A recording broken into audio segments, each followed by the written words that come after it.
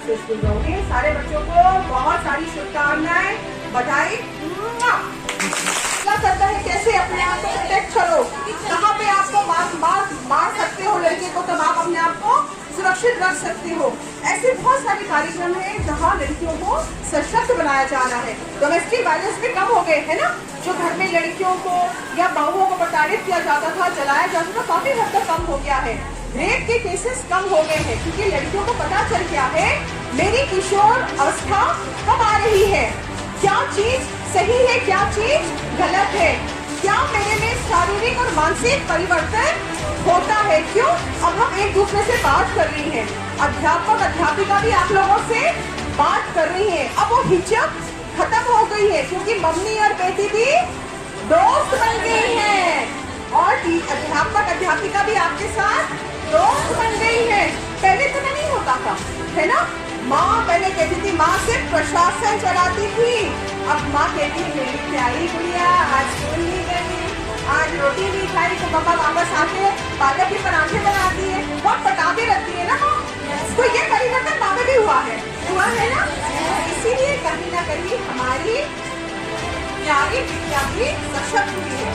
दो चीज कहना चाहती हूँ बेटा, चाहे हम बड़े बड़े कार्यक्रम करें, चाहे मुझे बुलाया जाए या अध्यापक अध्यापिकाओं को बुलाया जाए प्रवचन देने के लिए, लेक्चर देने के लिए, उसका कोई मतलब नहीं होता जब तक आपके दिल दिमाग में ये दृढ़ निश्चय वाला संकल्प जब तक नहीं आएगा ना बेटा, तब तक परिवर्तन नहीं होगा। Very good. बड़े बड़े लोग आ जाए, बड़े बड़े लोगों को बुला ले, हम लेक्चर दे, उस परिवर्तन कब होगा? जब आप खुद क्या कर लोगे? दृढ़ निश्चय। हम यहाँ खड़े हैं इसका मतलब ये नहीं कि हमें हर चीज हाथ में मिली है ना बेटा।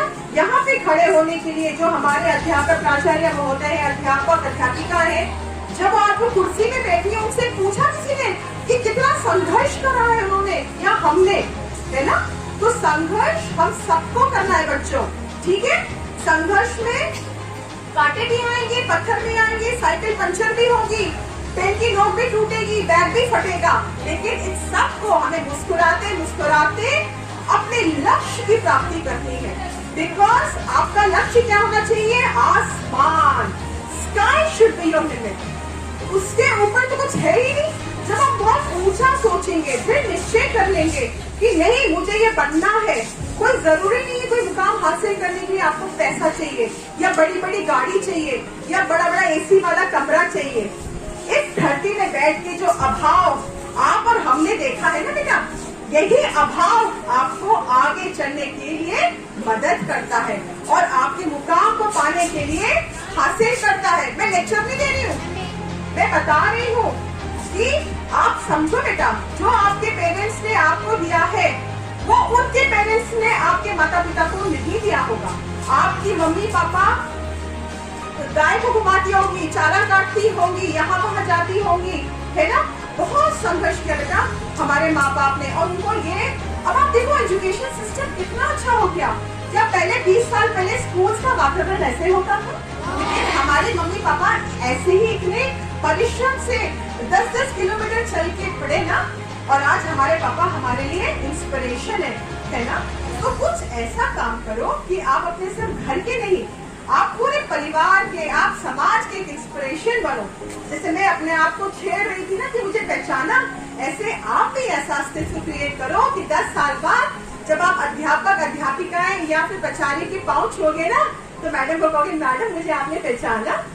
तो ऐसा लाभ हासिल करो कि आपके घर घर में, पूरे जग में आपकी बहुत प्रशंसा हो, ठीक है।